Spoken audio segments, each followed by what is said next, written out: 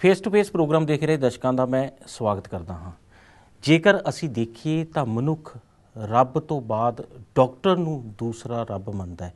जदों भी वो किसी गंभीर बीमारी दे विच उलझदा है, उस दे विच गंभीर बीमारी उसनूं लगती है तो जिथे वो रब नूं दुआ करता है उत्थे ही वो डॉक्टर कोलों भी उम्मीद करता है कि यही मेरा जिंदगी है, हुण यही डॉक्टर मेरी जिंदगी बचा सकता है।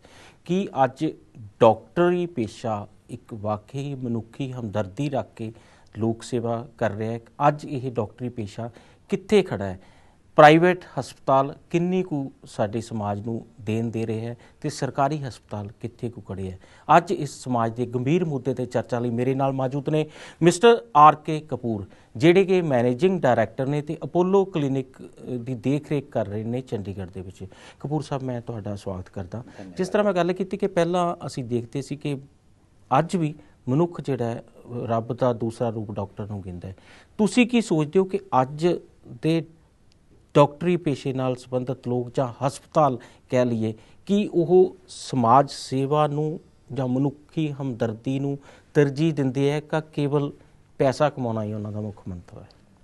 मैं ऐसा सोचता हूँ खुद कि ज़रूरी नहीं है कि हर हॉस्पिटल में डॉक्टर्स पैसा कमाने के लिए बैठे हैं। जी।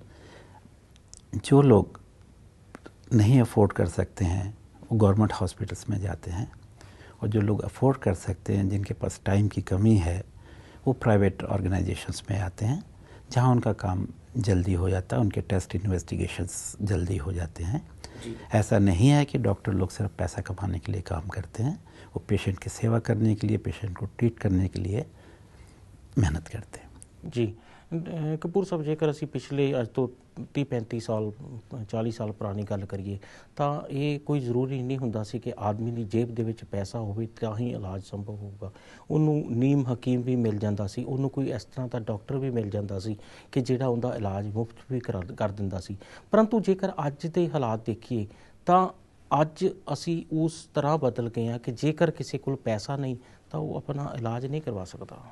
नहीं, वो गवर्नमेंट हॉस्पिटल्स जा सकते हैं। बहुत अच्छे गवर्नमेंट हॉस्पिटल्स हैं, फ्री ऑफ कॉस्ट है, एंबूलेंसेस फ्री है, जो डिलीवरी वास्ते तो एंबूलेंस फ्री है, उन्होंने ट्रीटमेंट फ्री है। इस तरह नहीं है कि वो इलाज नहीं करा सकते, पर ओवर पॉपुलेशन की वजह से थोड़ी सी प्रॉब्लम ज़रूर आती है, वेटिंग उनकी ज़्यादा है। जी। कपूर साहब, की असीं सोचते हैं कि अज जिहड़े साडे कोल गवर्नमेंट हॉस्पिटल्स है उन्हां दे विच उस तरह का इंफ्रास्ट्रक्चर नहीं है। प्राइवेट हॉस्पिटल तां ही होंद दे विच आ गए क्योंकि उनके कोल इंफ्रास्ट्रक्चर है, बेहतर सुविधा है, लोगों की अट्रैक्शन तां ही प्राइवेट वाल बढ़ती है। डेफिनेटली मैं आपके साथ एग्री करता हूँ। जी। इंफ्रास्ट्रक्चर अच्छा है, फैसिलिटीज़ अच्छी हैं, और जो वेटिंग पीरियड है वो बहुत कम है। जी। कह सकते भी सरकारी हस्पतालों के विच लाइनां दे विच खड़न दे नालों इत्थे कोई जिस कोल पैसे है, जो अफोर्ड करता है, वो बेहतर इलाज करा सकता है। बिल्कुल जी, उसको अच्छा इलाज हो सकता है। जो कुछ सरकारी हॉस्पिटल में है उतने ही qualified doctors, paramedical staff private hospitals में है, उतनी ही अच्छी मशीनरी इक्विपमेंट्स प्राइवेट हॉस्पिटल्स में अवेलेबल है। जी। डॉक्टर जेकर कपूर साहब, मैं देखा कि अपोलो क्लिनिक एक चेन है अपोलो हस्पताल की, तुसी कितने कुछ सालों तो चंडीगढ़ के विच चला रहे हो क्लिनिक? 2003 शुरू हुई थी और आज 2014 है। ऑलमोस्ट इतने साल हो गए, इसको 11-12 साल हो गए। और मेनली हम लोग कॉरपोरेट का क्लाइंटेज को देखते हैं। जितने कॉरपोरेट्स हैं अपोलो ग्रुप के, वो 600 कॉरपोरेट्स अपोलो ग्रुप से जुड़े हुए हैं पैन इंडिया ऑल ओवर में। जी। तो जैसे बड़ी बड़ी कंपनियां हैं, P&G, जॉनसन एंड जॉनसन, पीडिलाइट, उनको एक एडवांटेज मिलती है कि अंडर वन रूफ सारे प्री एम्प्लॉयमेंट हेल्थ चेकअप्स या एनुअल हेल्थ चेकअप्स हो जाते हैं, और एक अंडर वन विंडो उनकी बिलिंग की फैसिलिटी उनकी हो जाती है। जी। तो एक कॉन्ट्रैक्ट के साथ सारे जितने उनके आउटलेट्स हैं कंपनियों की, बैंक्स की, उनको ये प्रिविलेज मिलता है। जी। जेकर कपूर साहब देखिए तो हर कोई मनुख है, कोई ना कोई काम करता है तो उनके पिछे किते ना किते उनका मुख्य मंतव पैसा कमाना ही होता है। कि तुहाडा इस हॉस्पिटल लाइन दे विच आउणा किते सी कि मनुखी सेवा भी नाल नाल हो? ये मनुखी सेवा भी है। पेशेंट पुअर है, ऐसे डिस्काउंट देते हैं उनको कम्प्लीटली। कोई रेफ़र करता है, पैसा नहीं है तो फ्री ऑफ कॉस्ट भी देखते हैं। इट्स नॉट ओनली है बिजनेस की पैसा कमाने का। ਜੀ ਕਪੂਰ ਸਾਹਿਬ ਕਿੰਨੇ ਕੁ ਤਰ੍ਹਾਂ ਦੇ ਡਾਕਟਰ ਹੈ ਜਿਹੜੇ ਇੱਥੇ ਤੁਹਾਡੇ ਕੋਲ ਹੈ, ਕਿੰਨਾ ਰੋਗਾਂ ਦੇ ਮਾਹਿਰ ਡਾਕਟਰ ਹੈ ਜਿਹੜੇ ਰੂਟੀਨ ਦੇ ਵਿੱਚ ਮਰੀਜ਼ਾਂ ਨੂੰ ਚੈੱਕ ਕਰਦੇ? ਸਾਡੇ ਕੋਲ ਕਾਰਡੀਓਲੋजिस्ट है डॉक्टर जयदेव सिंह सड्डा है, ऑर्थोपेडिशियन डॉक्टर भीमसेन अग्रवाल है, साइकेट्री ਦੇ KL गर्ग हैं और डॉक्टर लिसी जनरल फिजिशियन है ਜੀ। ये मेनली ਸਾਡੇ ਕੋਲ अवेलेबल है। ਜੀ ਕਪੂਰ ਸਾਹਿਬ ਜੇਕਰ ਦੇਖੀਏ ਤਾਂ ਚੰਡੀਗੜ੍ਹ ਹੈ ਜਿਹੜੀ ਇੱਕ ਤਰ੍ਹਾਂ ਦੀ ਹੱਬ ਕਹਿ ਸਕਦੇ ਹਾਂ, ਜਿੱਥੇ PGI ਵਰਗਾ ਬੜਾ ਵੱਡਾ ਹਸਪਤਾਲ ਸਾਡੇ ਕੋਲ ਹੈ। ਕਿ ਉਸ ਦੇ ਇਹਨਾਂ ਹਸਪਤਾਲਾਂ ਦੇ ਹੋਣ ਦੇ ਬਾਵਜੂਦ ਵੀ ਮਰੀਜ਼ ਹੈ ਜਿਹੜਾ ਇਸ ਤਰ੍ਹਾਂ ਤੁਹਾਡੇ ਅਪੋਲੋ ਕੋਲ ਜਾਂ ਹੋਰ ਛੋਟੇ ਹਸਪਤਾਲਾਂ ਦੇ ਵਿੱਚ ਕਲੀਨਿਕਸ 'ਚ ਆਉਂਦਾ? डेफिनेटली जी, बिकॉज जिस तरह आपको पता है लंबी वेटिंग लाइंस है, इन्वेस्टिगेशन करानी रिपोर्ट्स के लिए कई बार 2-2 3 दिन लग जाते हैं जी। तो प्रेफर करते हैं कि ऐसी जगह पे आके अपना इलाज करें, क्योंकि जो डॉक्टर्स हैं ये सब क्वालिफाइड है, MD हैं, PGI से ट्रेंड हैं कई डॉक्टर्स, तो उनको कोई दिक्कत नहीं होती ट्रीटमेंट लेने में। ਕਪੂਰ ਸਾਹਿਬ ਕੀ ਇਹ ਚੰਡੀਗੜ੍ਹ ਤੋਂ ਹੀ ਡਾਕਟਰ ਹੈ ਜਾਂ ਬਾਹਰਲੇ ਅਪੋਲੋ ਹਸਪਤਾਲ ਹੋਰ ਵੀ ਹੈ ਜਿੱਥੋਂ ਡਾਕਟਰ ਮਾਹਿਰ डॉक्टर आके मरीजों का चेकअप करते हैं?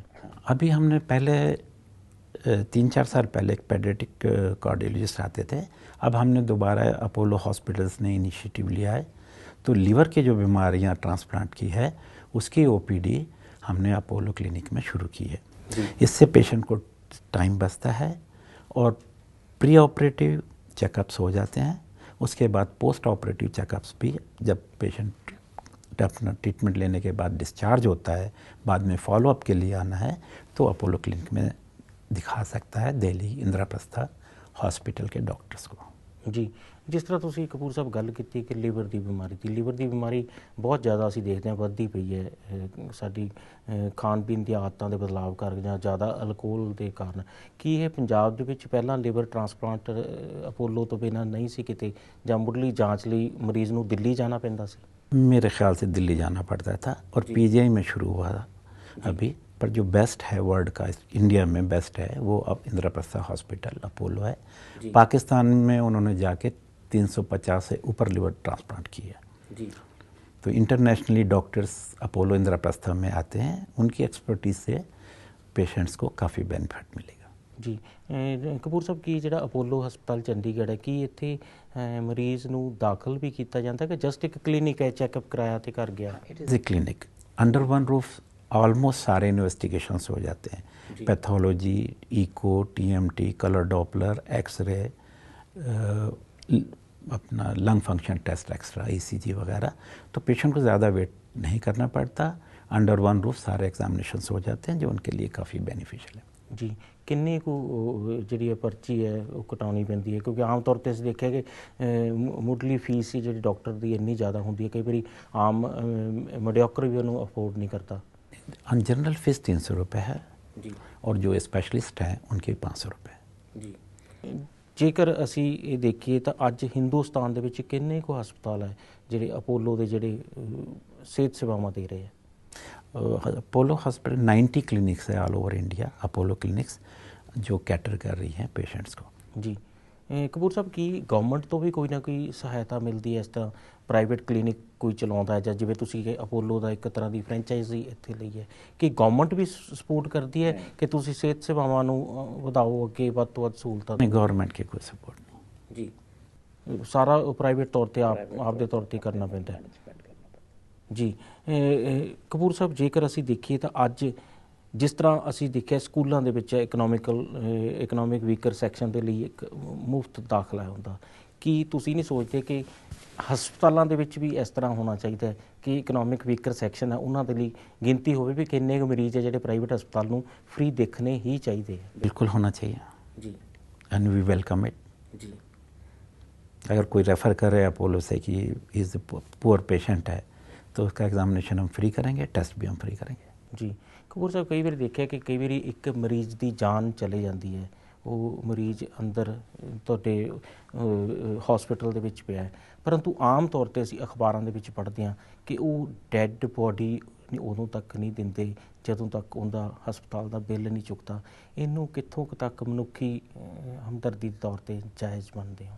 ये गलत है जी, तो मतलब कि डेड बॉडी जो है दे देनी चाहिए। जी दे देनी चाहिए, और जो बिल्स हैं बाद में सेटल हो सकते हैं। ਜੀ ਕਪੂਰ ਸਾਹਿਬ, ਤੁਸੀਂ ਨਹੀਂ ਦੇਖਦੇ ਕਿ ਜੇਕਰ ਪਹਿਲੇ ਵੇਲੇ ਦੀ ਗੱਲ ਕਰੀਏ ਤਾਂ ਡਾਕਟਰ ਸੀ ਜਿਹੜੇ, ਉਹ ਡਾਕਟਰ ਸੇਵਾ ਕਰਦੇ ਸੀ, ਪਰੰਤੂ ਅੱਜ ਦੀ ਜਿਹੜੀ ਜਨਰੇਸ਼ਨ ਅੱਗੇ ਆ ਗਈ, ਪਤਾ ਨਹੀਂ ਇਸ ਕਰਕੇ ਹੈ ਕਿ ਡਾਕਟਰੀ ਦੀ ਡਿਗਰੀ ਬੜੀ ਮਹਿੰਗੀ ਹੋ ਗਈ, ਤਾਂ ਉਹ ਡਾਕਟਰ ਦਾ ਜਿਹੜਾ ਮੇਨ ਤਰਜੀਹ ਹੈ, ਕਿਉਂਕਿ ਤੁਸੀਂ ਤਾਂ ਡਾਕਟਰਾਂ ਦੇ ਵਿੱਚੋਂ ਵਿਚਰਦੇ ਹੋ, ਤੁਸੀਂ ਕਿੰਨੇ ਹੀ ਡਾਕਟਰ ਤੁਹਾਡੇ ਹਸਪੀਟਲ ਆਏ ਤੇ ਚਲੇ ਗਏ, ਉਹਨਾਂ ਦਾ ਮੇਨ ਮੰਤਵ ਹੁਣ ਪੈਸਾ ਕਮਾਉਣਾ ਰਹਿ ਗਿਆ, ਮਨੁੱਖੀ ਹਮਦਰਦੀ ਨਾਂ ਦੀ ਚੀਜ਼ ਹੈ ਜਿਹੜੀ ਬਹੁਤ ਘਟ ਗਈ ਹੈ ਜ਼ਹਿਨ ਦੇ ਵਿੱਚੋਂ। मैं आपसे सहमत नहीं हूँ। ठीक है, उन्होंने भी ज़िंदगी गुजारनी है जैसे बाकी सब लोग करते हैं, फ्री में वो भी काम नहीं कर सकते, डिग्री लेनी है जैसे बाकी प्रोफेशनल्स हैं, इंजीनियर्स हैं या कोई और है, तो ऐसे ही उनकी भी ज़रूरतें हैं रोज़ की जी। तो वो एक बहुत ज़रूरत है। पर ये नहीं सोचता हूँ, मैं पर्सनली नहीं समझता हूँ कि लालच की वजह से ही वो ये सब कुछ करते हैं। ये बहुत ही नोबल प्रोफेशन है आज भी।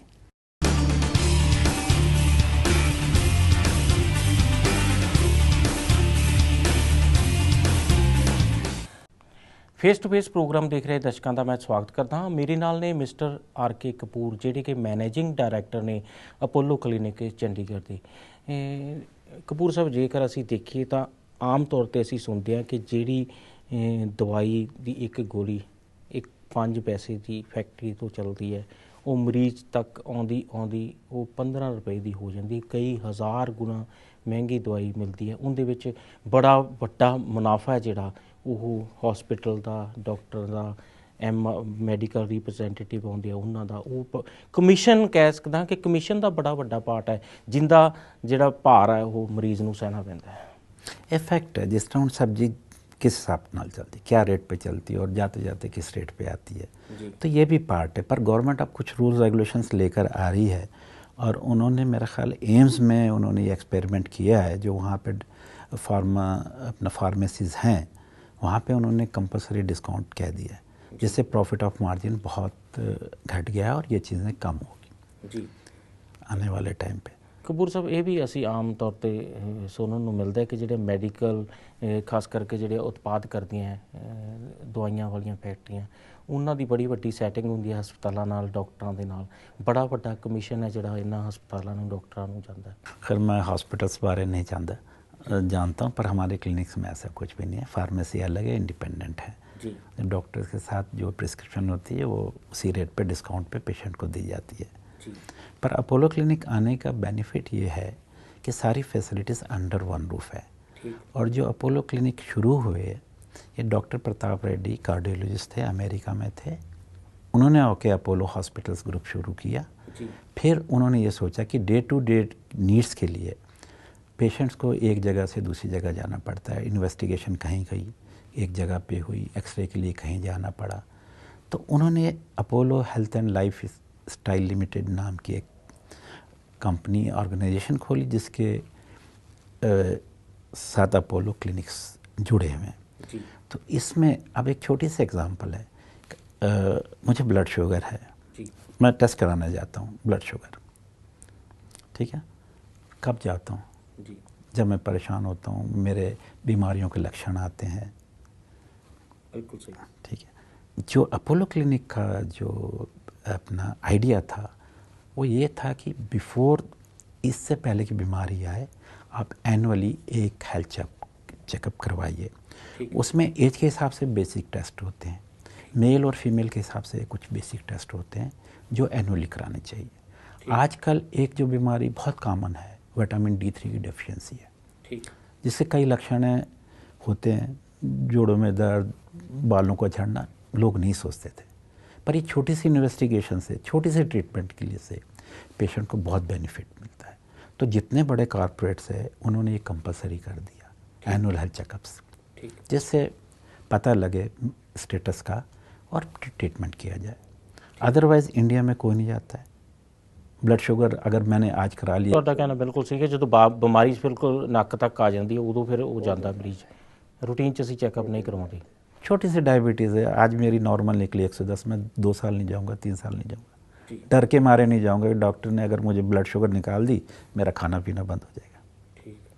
और जिसके नुकसान आइस पे, हार्ट पे, किडनी पे सबके होते हैं। छोटी सी डायबिटीज जो कि 30% पॉपुलेशन इस टाइम डायबिटीज़ से सफ़र कर रही है। ਜੀ ਕਪੂਰ ਸਾਹਿਬ, ਜਿਸ ਤਰ੍ਹਾਂ ਦੇਖਿਆ ਕਿ ਆਮ ਤੌਰ ਤੇ ਪ੍ਰਾਈਵੇਟ ਹਸਪੀਟਲ ਹੈ ਜਾਂ ਅਪੋਲੋ ਵਰਗੀਆਂ ਵੱਡੀਆਂ ਇੰਸਟੀਟਿਊਸ਼ਨਸ ਹੈ, ਇਹ ਕੈਂਪ ਲਾਉਂਦੀਆਂ ਜਿਨ੍ਹਾਂ 'ਚ ਰਿਆਇਤ ਤੇ ਮਰੀਜ਼ ਚੈੱਕਅਪ ਕਰਾ ਸਕਦਾ ਹੈ, डिस्काउंट पे चेकअप करा सकता है, कि इस तरह अपोलो क्लिनिक भी करती है? हाँ करते हैं, हम फ्री कैंप भी करते हैं जी, और किए हैं हमने, और अवेयरनेस क्रिएट करी, इवन मेडिकेशंस भी दी है जी, अगर कोई एनजीओज आके हमें अप्रोच करे कि आपने इस एरिया में फ्री कैंप लगाना है, जनरल हेल्थ चेकअप करना है, हम उसके लिए तैयार हैं।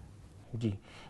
ਕਪੂਰ ਸਾਹਿਬ, ਕੀ ਅਸੀਂ ਸੋਚਦੇ ਹਾਂ ਕਿ ਜਿਸ ਤਰ੍ਹਾਂ ਅਸੀਂ ਬਾਹਰ ਦੂਸਰੇ ਮੁਲਕਾਂ ਦੀ ਗੱਲ ਕਰੀਏ ਤਾਂ ਉੱਥੇ ਇਲਾਜ ਬਹੁਤ ਸਸਤਾ ਹੈ, ਕਿ ਇੱਥੇ ਵੀ ਸਰਕਾਰਾਂ ਨੂੰ ਇਸ ਤਰ੍ਹਾਂ ਦਾ ਇਲਾਜ ਲਈ ਸੁਵਿਧਾ ਦੇਣੀ ਚਾਹੀਦੀ ਹੈ, ਪ੍ਰਾਈਵੇਟ ਹਸਪੀਟਲਸ ਨੂੰ ਵੀ ਏਡ ਦੇਣੀ ਚਾਹੀਦੀ ਹੈ, ਸਬਸਿਡੀਜ਼ ਦੇਣੀਆਂ ਚਾਹੀਦੀਆਂ ਤਾਂ कि मरीज़ है ਜਿਹੜਾ ਉਹ ਚੰਗਾ इलाज कर सके, बेहतर इलाज करा सके? बिल्कुल ये करना चाहिए।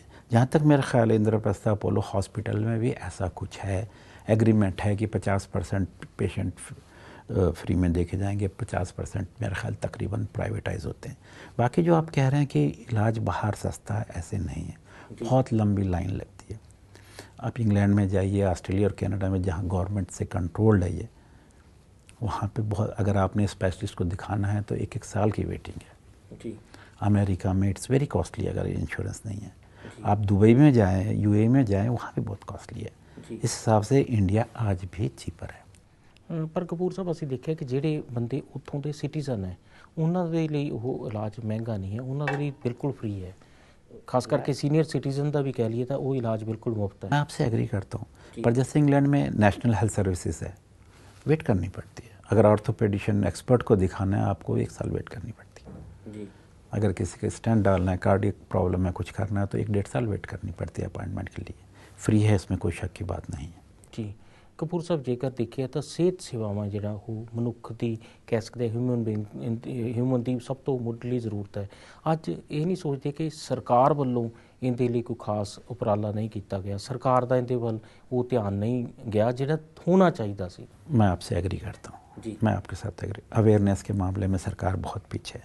ठीक जैसे अब लीवर की बात है, शराब इतनी महंगी कर दो कि हर कोई पी ना सके, ठीक सिगरेट को इतनी महंगी कर दो कि कुछ ही अफोर्ड कर सके। जैसे सिंगापुर में गाड़ियाँ इतनी महंगी है कि कोई ख़रीद नहीं सकता जी। तो इससे बहुत असर पड़ेगा। साथ में अवेयरनेस कैंप गवर्नमेंट के बहुत होने चाहिए। टीवी के एडवर्टाइजमेंट काफ़ी नहीं है, उनको जगह जगह घर घर जाके गांव-गांव जाके सफाई के बारे में, हेल्थ के बारे में, हाइजीन के बारे में, डाइट के बारे में ज़रूर कैंप्स लगाने चाहिए, बताना चाहिए। जी। ਕਪੂਰ ਸਾਹਿਬ, ਕੀ ਤੁਸੀਂ ਸੋਚਦੇ ਹੋ ਕਿ ਤੁਹਾਡਾ ਜਿਹੜਾ ਹਸਪੀਟਲ ਹੈ, ਪ੍ਰਾਈਵੇਟ ਕਲੀਨਿਕਸ ਕਹਿ ਲਈਏ, ਅਪੋਲੋ ਜਾਂ ਹੋਰ ਵੀ ਪ੍ਰਾਈਵੇਟ ਕਲੀਨਿਕ ਹੈ, ਉਹਨਾਂ 'ਚ ਸਰਕਾਰ ਨਾਲੋਂ ਕਿਤੇ ਵੱਧ ਸੁਵਿਧਾ ਤੇ ਕਿਤੇ ਵੱਧ ਇੰਟੈਲੀਜੈਂਟ ਡਾਕਟਰ ਮੌਜੂਦ ਹੈ? देखो सर, डॉक्टर तो बराबर ये दोनों इंटेलिजेंट थे बारे, दे आर ऑल क्वालिफाइड जी। ठीक है। सिर्फ यही जो एक फैसिलिटी है वो यही फैसिलिटी है कि जल्दी से टाइम सेव होता है, एंड टाइम इज़ मनी आज के डेट में जी। तो इसका ये बेनिफिट है। प्राइवेट क्लिनिक्स में अंडर वन रूफ सारे टेस्ट वगैरह हो जाते हैं जो प्राइमरी हेल्थ सेंटर्स में नहीं होते गवर्नमेंट के। ਕਪੂਰ ਸਾਹਿਬ, ਆਮ ਤੌਰ ਤੇ ਆਮ ਆਦਮੀ ਦੇ ਜ਼ਹਿਨ ਦੇ ਵਿੱਚ ਇੱਕ ਗੱਲ ਇਹ ਵੀ ਹੈ ਕਿ ਪ੍ਰਾਈਵੇਟ ਹਸਪਤਾਲਾਂ ਦੇ ਵਿੱਚ ਜਿਹੜੇ ਡਾਕਟਰ ਚੰਗੇ ਹੋਣਗੇ, ਸਰਕਾਰੀ ਦੇ ਵਿੱਚ ਉਨੇ ਪੜ੍ਹੇ ਲਿਖੇ ਨਹੀਂ ਹੁੰਦੇ, ਤੇ ਆਮ ਤੌਰ ਤੇ ਦੇਖਣ 'ਚ ਵੀ ਹੈ ਕਿ ਜਿਹੜੇ ਇੰਟੈਲੀਜੈਂਟ ਡਾਕਟਰ ਹੈ ਇਹ ਕੈਟਾਗਰੀ ਵੱਲ ਲੈ ਲੈਂਦੇ ਆ ਤਾਂ ਉਹ ਸਰਕਾਰ ਵੱਲ ਜਾਣਾ ਵੀ ਨਹੀਂ ਚਾਹੁੰਦੇ, ਕਿਉਂਕਿ ਉੱਥੇ ਤਨਖਾਹਾਂ ਘੱਟ ਹੈ, ਪੈਕੇਜਸ ਘੱਟ ਹੈ, ਪ੍ਰਾਈਵੇਟ ਪੈਕੇਜ ਬਹੁਤ ਜ਼ਿਆਦਾ ਹੈ, ਤੇ ਉਹ ਪ੍ਰਾਈਵੇਟ ਨੂੰ ਹੀ ਤਰਜੀਹ ਦੇਣ ਲੱਗ ਪਏ ਵੀ ਉੱਥੇ ਵੱਧ ਸਿਹਤ ਸਹੂਲਤਾਂ ਮਿਲਦੀਆਂ ਉਹਨਾਂ ਨੂੰ। ये सही है आपकी बात जी। अपना प्राइवेट में सैलरी ज़्यादा है तो प्रेफर करते हैं जी। और जो रिटायर होके जाते हैं अगेन फिर वो दोबारा प्राइवेट में जाते हैं। अगर पीजीआई से सपोज कर लिया अच्छे डॉक्टर्स रिटायर हो गए तो प्राइवेट्स में जाएंगे। जी। ਕਪੂਰ ਸਾਹਿਬ, ਜੇਕਰ ਦੇਖੀਏ ਤਾਂ ਸਾਡੀ ਦੇਸ਼ ਦੇ ਵਿੱਚ ਜਿਹੜੀ ਸਭ ਤੋਂ ਵੱਧ ਆਬਾਦੀ ਰੂਰਲ ਆਬਾਦੀ ਹੈ, ਪੇਂਡੂ ਆਬਾਦੀ ਦੀਆਂ ਸਿਹਤ ਸਹੂਲਤਾਂ ਅੱਜ ਬਹੁਤ ਹੀ ਮਾੜੀਆਂ, ਵੱਧ ਤੋਂ ਬੱਤਰ ਕਹਿ ਸਕਦੇ ਹਾਂ। ਹਸਪਤਾਲਾਂ ਦੇ ਵਿੱਚ ਡਾਕਟਰ ਨਹੀਂ, ਜੇਕਰ ਡਾਕਟਰ ਕਿਤੇ ਹੈ ਤਾਂ ਉੱਥੇ ਹਸਪਤਾਲ ਦੀ ਇਨਫਰਾਸਟ੍ਰਕਚਰ ਨਹੀਂ, ਦਵਾਈਆਂ ਨਹੀਂ, ਉਹਨਾਂ ਦੀ ਮੁੱਢਲੀ ਜਾਂਚ ਦੇ ਲਈ ਕੋਈ ਵਿਵਸਥਾ ਨਹੀਂ। ਕਿ ਅਪੋਲੋ ਵਰਗੇ ਜਿਹੜੇ ਵੱਡੇ ਗਰੁੱਪ ਹੈ ਜਾਂ ਫੋਰਟਿਸ ਵਰਗੇ ਵੱਡੇ ਗਰੁੱਪ ਜਿਹੜੇ ਪ੍ਰਾਈਵੇਟ ਇਸ ਬਿਜ਼ਨਸ ਦੇ ਵਿੱਚ ਆਏ ਹੈ, ਉਹਨਾਂ ਨੂੰ ਰੂਰਲ ਹੈਲਥ ਵੱਲ ਵੀ ਧਿਆਨ ਨਹੀਂ ਦੇਣਾ ਚਾਹੀਦਾ ਕਿ ਘੱਟ ਰੇਟ 'ਤੇ ਇਸ ਤਰ੍ਹਾਂ ਦੇ ਹਸਪਤਾਲ, ਇਸ ਤਰ੍ਹਾਂ ਦੀਆਂ ਕਲੀਨਿਕਸ ਖੋਲ੍ਹੀਆਂ ਜਾਣ ਜਿੱਥੇ ਕੁਝ ਪੈਸੇ ਖਰਚ ਕਰਕੇ ਮਰੀਜ਼ ਇਲਾਜ ਕਰਾ ਸਕੇ? देना चाहिए ਜੀ। ਅਪੋਲੋ ਦੇ ਕਿਤੇ ਰੂਰਲ ਖੇਤਰ ਦੇ ਵਿੱਚ ਹੈ ਕਿ ਪੇਂਡੂ ਖੇਤਰ ਦੇ ਵਿੱਚ ਛੋਟੇ ਕਲੀਨਿਕ ਖੋਲ੍ਹੇ? अभी नहीं है, ਜੀ। ਅੱਗੋਂ ਅਪੋਲੋ ਦਾ ਕੀ ਪਲਾਨ ਤੁਸੀਂ ਸੋਚਦੇ ਹੋ ਪੰਜਾਬ ਲਈ, ਖਾਸ ਕਰਕੇ ਜੇ ਮੈਂ ਗੱਲ ਕਰਾਂ? प्लान कर रहे हैं 2-3 हॉस्पिटल्स की और 10-12 क्लिनिक्स ऐसे ही खोलने की, जिसमें प्राइमरी हेल्थ केयर की सारी फैसिलिटीज़ लोगों को मिल सके। ਜੀ ਕਪੂਰ ਸਾਹਿਬ ਚਰਚਾ 'ਚ ਭਾਗ ਲੈਣ ਲਿਆ ਤੁਹਾਡਾ ਬਹੁਤ ਬਹੁਤ ਧੰਨਵਾਦੀਆਂ। ਫਿਰ ਇੱਕ ਨਵੀਂ ਸ਼ਖਸੀਅਤ ਦੇ ਨਾਲ ਤੁਹਾਡੇ ਸਨਮੁਖ ਹਾਜ਼ਰ ਹੋਵਾਂਗੇ। ਤਦ ਤੱਕ ਲਈ ਆਗਿਆ ਦਿਓ। ਧੰਨਵਾਦ।